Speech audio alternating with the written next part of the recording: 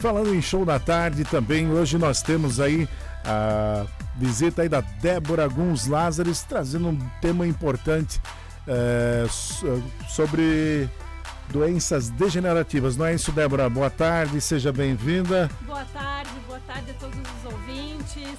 Sim, vamos falar um pouquinho sobre esse aspecto das doenças degenerativas. Quais são essas doenças e, em especial, como elas atingem? A gente selecionou aqui a ideia da coluna. É algo que recorrente acontece com os segurados, porque, afinal de contas, nós começamos a trabalhar muito cedo, né? O mercado de trabalho ele é aberto desde tenra idade, né? Quando você tem lá 12, 13, 14 anos, o jovem aprendiz, ele já começa a trabalhar, em especial em algumas empresas, e a partir delas, então, exercer o seu trabalho. E ao longo do tempo, pelos esforços repetitivos, ou às vezes pela má postura, ou pela condição de trabalho, ou até mesmo, como a gente pode também falar aqui, o contribuinte individual, o autônomo, o antigo autônomo, pessoas que, agricultura, que trabalham em casa, em diversos locais, né? A coluna, em especial, ela sofre lesões ao longo da vida laborativa. E a gente se depara com essas situações onde ela sofre também um processo degenerativo. Ela envelhece, ela acaba tendo essa situação onde ela precisa de um amparo. Em determinados momentos da nossa vida, quando a gente busca o afastamento do trabalho, essa é uma pergunta que se faz.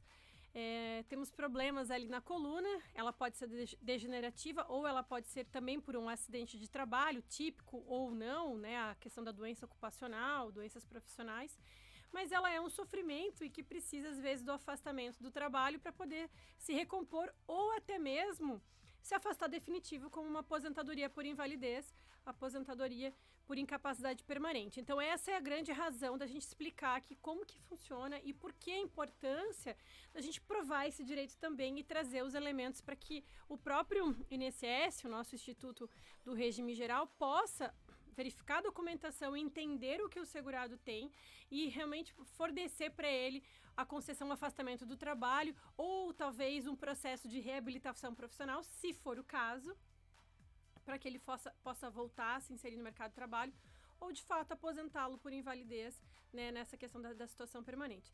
Então, os requisitos para essa questão, é muito importante o segurado, né, a pessoa que trabalha, buscar sempre a informação, os atestados, os laudos médicos, fazer a verificação junto ao seu médico, para que ele tenha a prova suficiente dessa questão. Ou seja, foi por um trauma, eu bati a coluna, eu sofri algum tipo de queda, aquilo é consistente, aquilo, na verdade, está num nível leve. Essa doença degenerativa na coluna, em especial, é algo que já me acomete há muito tempo. Ela já vem de uma sucessão de outras doenças. É tudo isso que a gente precisa entender quando a gente faz um pedido. Essa solicitação, ela tem que sempre ser acompanhada muito bem de laudos complementares.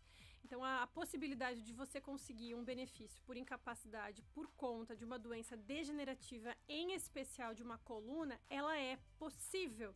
Só que ela precisa de provas. Então, a nossa informação aqui hoje é para que o segurado realmente, quando ele tiver esse tipo de doença, quando ele apresentar essa condição degenerativa, para que ele busque realmente a referência do médico, do ortopedista ou do médico que está acompanhando ela, o especialista, para a comprovação dessa doença a ponto de dizer, ela é permanente, ela é total no sentido de incapacidade total para qualquer atividade, quais são os movimentos e atribuições que ela já não consegue mais fazer. Então, essa é uma das hipóteses super importantes, porque na hora que a gente vai fazer a prova, ela precisa estar muito clara. E a grande maioria, né, dos segurados, às vezes, que não conseguem a comprovação do benefício para o afastamento definitivo, é por conta da falta de documentação hábil a provar aquela situação. Tudo precisa ser devidamente documentado para que tenha validade e se realmente se consiga o benefício. Então, é importante que as pessoas lembrem disso, né? Porque tem que ser realmente documentado. Caso contrário, não há como conseguir esse benefício, não é? Com certeza, né? Então, vamos supor, eu estou num contrato de trabalho, eu tenho o meu registro do contrato de trabalho, mas eu já entrei na empresa com algumas limitações funcionais que não foram devidamente apontadas naquele atestado de saúde ocupacional por conta da necessidade de se preencher um cargo ou algum tipo de trabalho. Então, é sempre importante perceber se a pessoa está contribuindo, se ela tem vínculo empregatício, a gente diz isso, que ela está com qualidade de segurado, se ela tem um tempo mínimo de pagamento em dia. Então, são requisitos que já vão sendo superados e, ao longo disso, busca-se também esses atestados com a informação correta, com os exames complementares, que provam não só a doença, isso é um ponto importantíssimo, mas também a sua incapacidade. Porque, veja bem, se duas pessoas que trabalham em atividades diferentes, né, um agricultor e vamos lá, um radialista, os dois têm o mesmo tipo de doença. Vamos imaginar aqui que os dois têm hérnia de disco. E sofram, na verdade, uma perícia médica, passem por uma perícia médica. É avaliado o dia a dia, a rotina de cada profissão. O que o agricultor faz? Qual a rotina dele? Quantos movimentos ele faz? Né? Qual é a forma dele fazer a colheita, por exemplo, do feijão, do arroz? Ou o que o radialista faz? Qual é o movimento que ele faz? Como que ele sofre impacto na coluna? Tudo isso tem que estar escrito no documento para que a perícia médica consiga avaliar a diferença entre as profissões, a diferença entre as doenças e o grau dessa doença e também a questão profissional dela, né? Onde que ela se encaixa. E aí ele deve sofrer, sim, um processo eventual, talvez, de reabilitação, se for assim necessário, e se ele não passar nesse processo, ou seja, se ele não conseguir se reabilitar, ele deve, sim, receber um benefício de afastamento permanente, que é a aposentadoria por invalidez, que a gente fala, né?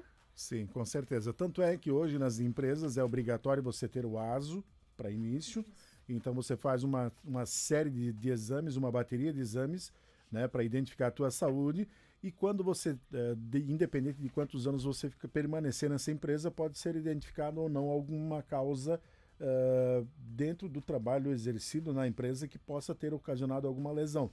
Por isso que é importante fazer os exames. Existe o exame antes, quando você entra na empresa e quando você sai. Então, nesse exame é que pode ser identificado alguma possível doença adquirida nesse período, né? Exatamente. Também temos os periódicos, né, que são feitos durante o contrato de trabalho.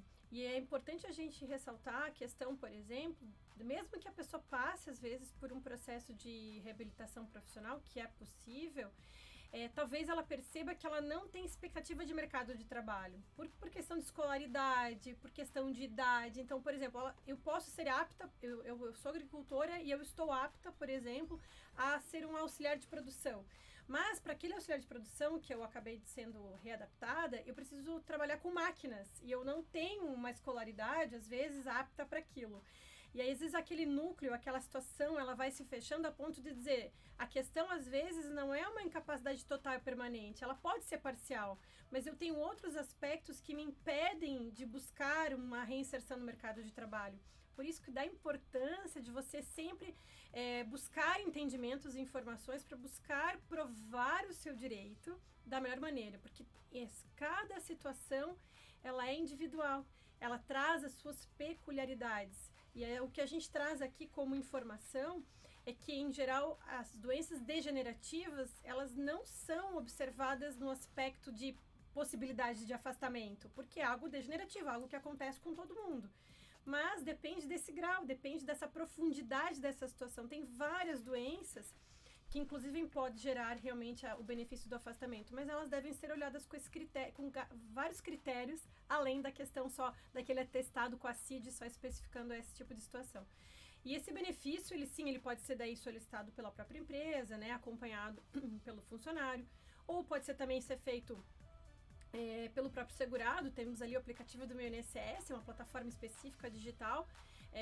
Lógico que tem que fazer o login pelo CPF, pela senha, buscar ali os links. É uma plataforma muito ampla, mas a pessoa ela pode fazer a gerência dessa plataforma ou ligar no 135 também e fazer o pedido de solicitação desse afastamento.